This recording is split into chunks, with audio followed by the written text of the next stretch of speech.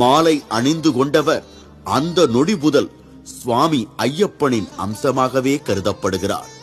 குருவை குருசாமி என்பார், சக சுவாமிகளை சுவாமி என்பார், சிறுவர்களை மணிகண்டா என்பார், வயதான மாலை அணிந்த தாய்மாரை மாளிகைப்புறம் என்பார். மாலை அணிந்தவர் குறைந்தபட்சம் 1 மண்டல காலம் விரதம் இருக்க வேண்டும். மாலை அணிந்தவர் அதிகாலை மாலை நீராட வேண்டும். நீராடிய பின் ஐயப்பனுக்கே உரிய நீலம், கருப்பு, காவி உடைகளையே அணிய வேண்டும்.